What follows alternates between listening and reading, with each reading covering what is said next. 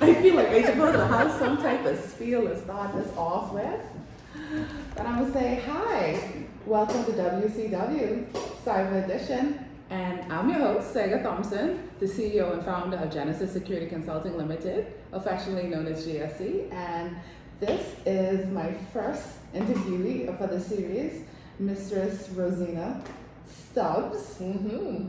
Also known as my fellow Rotarian. That's something, eh? And she has so many other accolades, which is why she's featured in this. So, let's get started right out of the gate. Okay. How are you doing today? I'm doing good. It's very warm afternoon, but it's a Friday, and so we're excited. Friday. I love that phrase. So, Rosena, you have built an impressive career spanning consulting, technology, risk, and information security. What inspired you to pursue this area? So when I think about, the many clients I've worked with over the years, one of the things that really stood out was how they handled access control, how they handled security, how they handled certain things, and especially as the world became more digital. And it was so funny that right before COVID, people started to use technology a whole lot more. They started to, merge their systems and kind of correlate that people didn't really think about security as a first preference. And so it made me think about maybe I should learn more about it to be able to support them and give them more insights into how to secure and be able to better manage their environment. Knowing that you got your start more on the audits and compliance side, how long have you been in the cybersecurity space now? So I actually started the firm maybe in 2008. So I've been with the firm 17 years, and maybe the last, let's say, 6 years have really been focused on cybersecurity. Okay. So, like I said, you wear many hats. You're a published poet, mentor, life coach, writer, and tech professional. How do you blend your creative mind and analytical sides? And how has that fueled your influence in cyber and beyond? What's so funny is one of my mentors actually called me a unicorn. Funny thing, but my mentor said you are a very unique individual because there's very few people that can do this and do that. Now, practically even further joke, he said you are a very confusing woman because you think like a man, but you act like a woman. And I wasn't trying to take that response, but I knew what they were trying to tell me was you're diverse. You like to be creative, but you also be analytical. You like to problem solve, but you also want to do things like color and sport and interact with human beings. So I find it to be almost like a secret weapon that I can be able to support mentoring, developing, and connecting with people, and still be in the background analyzing and just kind of being focused on systems and tools. Okay, so I'm just gonna ask a final question since we're talking about superpower. If you were a superhero, what would be your superhero name? If I was a superhero, well, I'll actually tell you this. Because my nickname is actually Xena, I'm Xena the Warrior Princess. Okay, I love it. And you already told us what your superpower was, so I don't need to ask that one. So, as a woman in this very male-centric field, what do you think women bring to the table when shaping cybersecurity culture? I think as women, we have a different view when it comes to how we see things. If you walk into a room, for example, you can always tell if a woman has been there because of the way she puts her touch on it. It's either colorful or it has certain nuances to it. And so we add what I think is an incredible amount of value to a space. Men may just ensure that things are stacked, racked, and placed. We may ensure that it's placed neatly. We may ensure that it's placed in such a way where we don't need 10 of these, we just need 2 of them. Very efficient, right? And so I think we have to realize that we do have a space there, not gender specific, but there's things that we can add value to. I agree, totally agree. And it's not just because I'm a woman in this space. So with over a decade of experience and several years at a director level, how have you managed growth and leadership while staying grounded in community and mentorship? It's been a challenge. And I say it's a challenge because every level of growth in an organization, every level requires a different muscle that you have to build in order to grow. When you think about when you're coming in fresh, it's your technical skills that you develop. How do I do the job? How do I do it well? How do I do the best of my ability?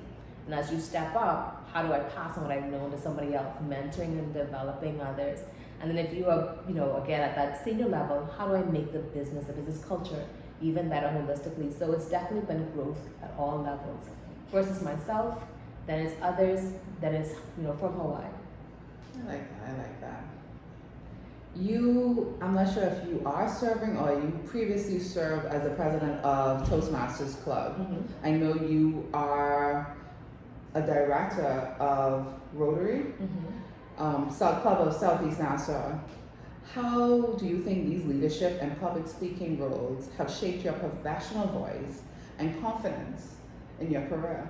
So fortunately for this year, I'm on a membership only run. So I'm not leading anything or directing anything. I'm just a member, and membership has its privileges. But I will say that those leadership opportunities, especially outside of where I work, again, strengthen leadership muscle.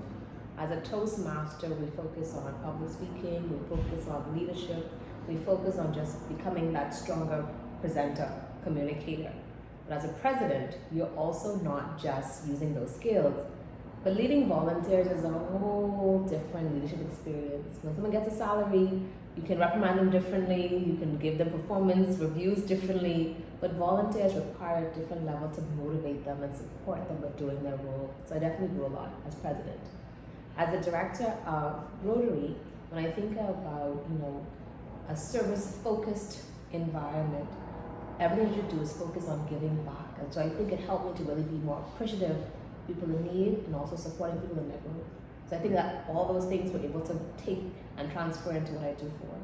Oh, that's good. Mm-hmm. Transferable skills, that's best. In a field where women remain underrepresented, what key structures or mindsets helped you stay resilient and visible over the years? Sega, I've actually walked into a room being the only female and not realizing I was the only female. So I think it has a lot to do sometimes too with not seeing yourself as I'm not an individual that belongs in this space. I always assumed I belonged, and so I acted and I responded and I learned like I belonged. Yes, there were challenges because when it was time to make a request, hey, who should we call? Guys' names always get called first. Let's call so-and-so to do this particular task or activity. But then I would say, but I want to go too, I want to learn too. And so you have to step up and be the raise hand, pick me too. I want to do it also, but don't see yourself as if you don't fit. You make yourself fit. If there's no chair, you pull up a chair. But you make sure there's room. If you need to, you create the table. You create the table. So if there's not a chair and you're in the space, go and pull up a chair. So does this mean that you have never felt or suffered from imposter syndrome? I wouldn't say that I didn't suffer from imposter syndrome. The imposter syndrome is not because of my gender. It's because of my ability to be confident in my own skills. So everybody may have their own rationale of why they feel like an imposter in a space. Mine was never gender. I always felt like I was strong enough, I was smart enough, I was capable enough. Like I could run with the big I dogs. could do this. I'm a big dog. I'll be honest, I might not look this way, but I grew up as a tomboy, okay? I had my male cousins and we ride my bicycles and we're running up and down, and so I always knew that I could roll with the guys. I fell down the same way, got back up and went at it again. And so I think if you continue progressing with people and your environment is not just one gender, you'll find that you can do a little differently. I like that. What advice would you give to someone, especially women, who are considering a shift into security or consulting, but they may feel that their background isn't quite the traditional tech mode? I would say always be open to expanding, right? The most difficult part is trusting yourself and wanting to learn. If you don't have a way in the door, you may have to partner with somebody. So finding a mentor, someone who's going to help you, take you with them. I think the one thing I'm privileged to have is mentors that says, come with me. Even if it was just sitting in a space, not saying a word, I got to be in the room. And so identify people who are prepared to take you with them. If you don't have that, sometimes you may have to come back and say, raise your hand. You have to make sure that you're in the space. But don't let yourself say, well, I've never been there before. I don't do it. Limit you. Find ways to get that exposure. So let's just say, for example, you want to learn more about cybersecurity. Start reading about it. There's websites and there's articles. Start learning something. If there's a seminar, attend it. You may network with somebody who's already in the field and they may create a good bond and now they're getting you with them. So do what you can do to get yourself out there. It won't just happen. It requires some action on your part. Okay. I'm gonna play devil's advocate That's away and perfect. say that finding a mentor isn't always the easiest thing. And I say this speaking from personal experience. I remember early on in my career, I wanted a mentor, and I never found the right fit until many years later. I stumbled upon a unicorn of a boss. I will honestly say that. She's going to be featured later in the series. And she was really that type. She led with love. She was willing to share knowledge. We have a lot of the same ideas. I don't need to be the smartest person in the room, and I'm okay if, and I believe that the students should surpass the teacher at some point. So I like that. But finding someone who is willing, because I feel that a lot of people are insecure in their space, and they feel that if they teach someone else, that person is going to supplant them later. I won't call any names, but I experienced that. So there was a particular place I worked at, and I got bored. Like, I wanted to do more. And so I asked, hey, can I cross-train with other departments? I can learn more. And I was told no. And the rationale for the no was, well, if you don't do your job, who's gonna do it while you're cross-training? And I said, but I take vacation for 2 weeks, and while I'm gone, it gets done. So why can't we just, use the same vacation, model? And they told me no. And I was offended because here I am trying to learn more about the business that we're all a part of, so that I could be a backup or a second hand, and they told me no. And that really pushed me out the door. Like I said, this is not this for me. If I can't grow, learn, and being told I can't grow, let me go. So I think the first thing is, if an environment doesn't fit you and your progression, you gotta pivot. You can't stay in a place that's not for you. It's like being planted in rocks, and you're not the plant that needs rocks. You need soil. You need to grow deep. And so ensure that you're in an environment that is going to promote your level of growth. When I moved, I got partnered with someone who promoted my growth.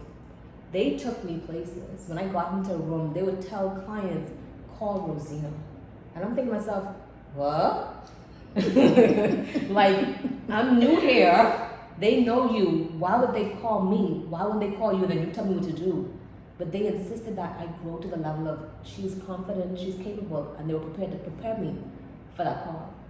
When the call came, of course I didn't know what to do. When the call came, we talked about it so I could respond back to them. So they gave me what I needed to be able to grow in this space. And so I do believe that finding a mentor, yes, it's hard, but it may also be where we've been positioned that makes it more difficult too to find the right people.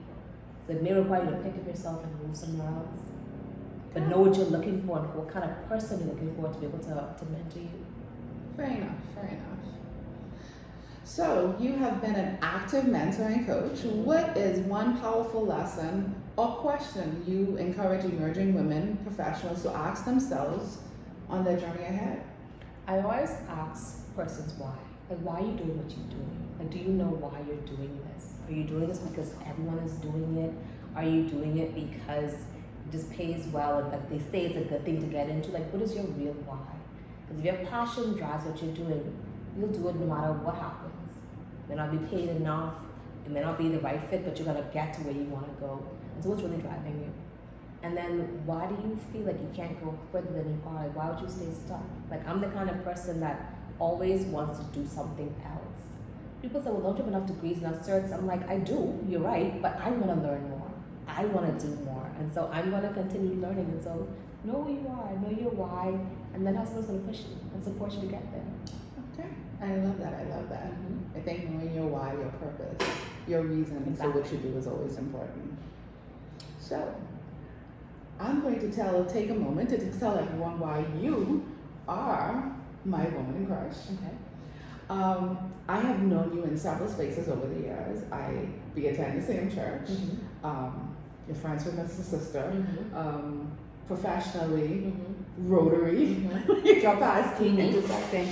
And through that, I have found you to be a woman of integrity. I have found you to be a woman of God.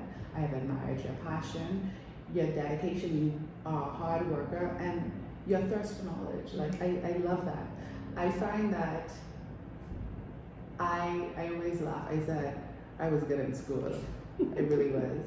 I said that I don't know how. I never really liked school, especially college and this. I said, yet I picked this career that has me constantly learning things. I'm like, there's not a time where at least twice a year I'm studying something. And I'm like, so I know the amount of dedication that takes, and the fact that you are able to do so much other things. Like honestly, when I finish work, I just want to curl up in a book and try to forget the entire day. But you out here being president of clubs and having public speaking engagements and writing books.